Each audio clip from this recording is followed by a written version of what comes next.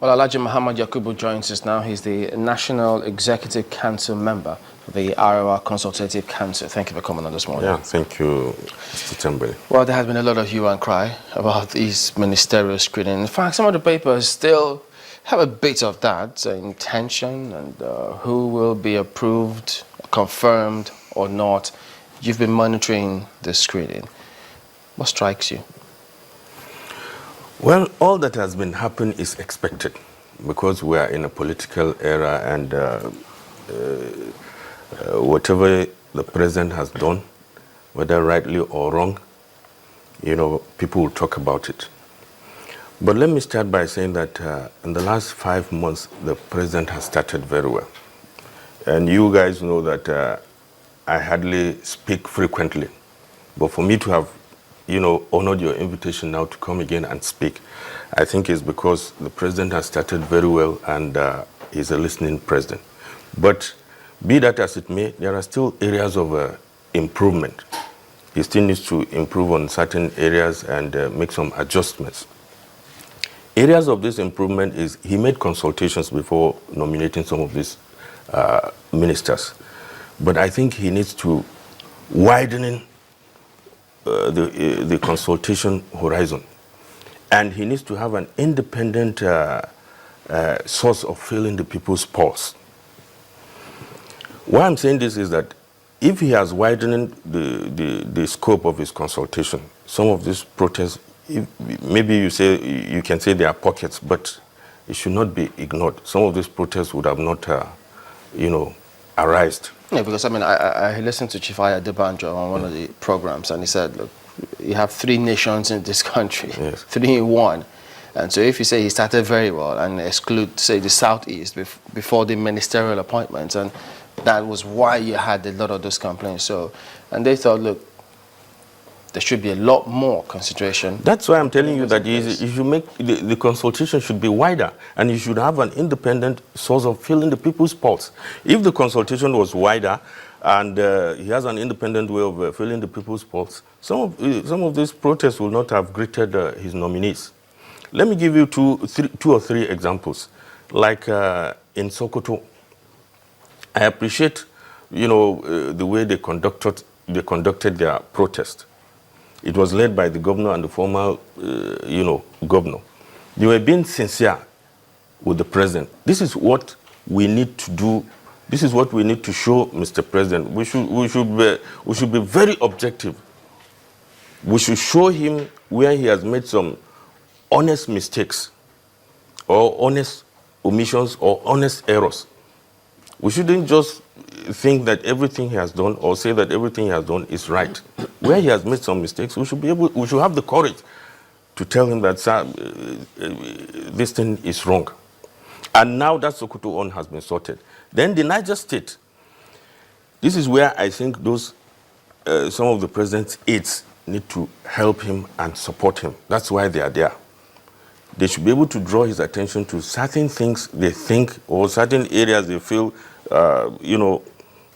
he has not done the right thing. Like that of Niger, we learned from the papers that the governor had to go and meet the president to draw his attention to the fact that, sir, your nominee from Niger is from the same place with me as the governor and the same place with me as the speaker. That was when it was corrected. That was when the nominee was changed, according to what we read in the papers. But if some of the aides around him are doing their jobs, they should have drawn his attention to this honest mistake or honest omission. I don't want some of the people around him to make him feel that he cannot make mistakes. He's a human being. He can make mistakes, but when you make an honest mistake, it's forgivable. So he is prone to making mistakes, but let it be honest ones. Yeah, I think. Then let me give you the last example, which is from my state, Kogi State. I have nothing against the nominee from Kogi, James Ocholi San. He has a good relationship with the president. But in my state, there's an unwritten tradition. Usually, most of the governors in the state are from the east, Igalas. So when you have that, at the federal level, you pick your minister from either the west or the central. Since President Buhari entered politics, the center from where I am, the Ibiras, have always been voting for President Buhari 100%. And you need to appreciate this kind of loyalty. Although the nominee has been confirmed. What do you mean have always been voting for President Buhari? Since he joined politics in 2003, since he started contesting, each time he contests, the Ibira people votes for him 100%. Okay. So you need to appreciate this kind of loyalty. So now the nominee from Kogi has been confirmed. We have no problem about that.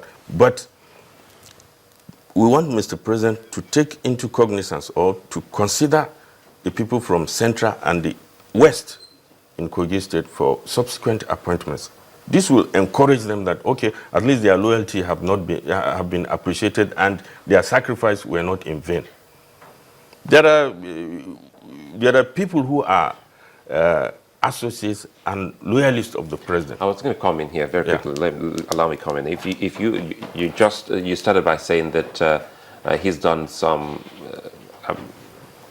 He's done well in some areas, and he's done not too good in some other areas by not widening the scope of consultation. And that is evident in getting to see some governors also joining in the protest.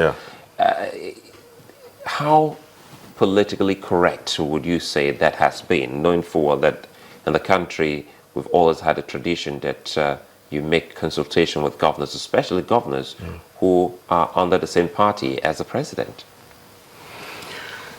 To be fair to Mr. President, he initially said that, look, I am not going to take nominations from the governors. He already said this, in all fairness to him.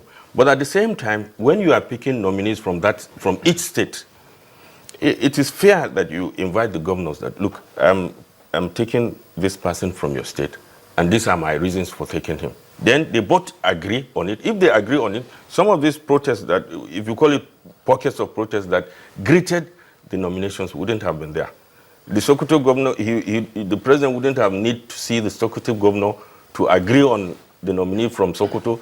The Niger State governor wouldn't have, there would be no need for him to go and see Mr. President and draw his attention to, the imbalances of the nominee from his states. I agree that Mr. President said he's not going to, take nominations from the governors, but he can consult with them. Look, I'm taking this person from your state, and these are my reasons. Can we agree? Democracy is about consultation, dialoguing. When we talk about consultation and dialoguing, don't forget that that was also the problem with this composition of his aides, which a lot of people, because you used a particular word, you talked about loyalty of the Ibiras over the years. And if you go to Nigeria's southeast region, the president was also accused of put in like a blacklist on people from that particular region. And if you put that loyalty, string you have just brought to the discourse, and you look at what has been happening in Nigeria's southeast region, would you say that the president has fared well, knowing that he's the president of the country, and those people from that particular region have not been fairly treated in the appointments of those who are not, we're not talking about ministerial appointments now, we're talking about other aides? Let me start this way. Nigeria is a very complex country. In leading or governing this country, you have to make a very delicate balancing, which is what I advise the president to do now. I don't want to use that word you use. It's very harsh that he has blacklisted the Southeast. It's not true. That's one. That's why initially I told you that he has started very well, but he needs to widen his consultation horizon, and he needs to have an independent way of filling the people's pulse. If you have these these three things on the table, you will be able to have a delicate balance. Well, like I mentioned about loyalty, some people who are loyal to him are abusing that loyalty. Some of us are loyal to him. Between 2000, I'll give an example, 2003 up to about 2008 or so, I was with him, with the president, full time, and I even put my life on the line for him. If you remember the late Dr. Marshall Harry, after he had a problem with the PDP, I went to Port Harcourt 3 times to convince him to join the Buhari strain. He said, look, Yakubu, I believe in this man. I agree totally with you, but he doesn't know me. I said, if you agree with him and you believe in him, don't worry, I will do the rest for you. When I was doing that, the president didn't know when I was doing those consultations. When I finished, I went to Kaduna and said, sir, we've caught a big fish. He said, who is it? I said, Dr. Marshall Harry. He said, what do we do then? I said, no, I'll bring him to Kaduna. And I brought him to Kaduna. We had a talk. And from there, we moved on. And there were other prominent South politicians that I spoke to, and they were willing to join. But after the death of the mother of Harry Marshall, they developed cold feet. I went back to them and said, look, Marshall Harry is dead, and we need somebody to continue from where he stopped. You know what they told me? They said, look, Yakubu, we are not ready to die now. Let's see how it goes first. While I was doing all this, I never told President Buhari. He didn't know I was doing this.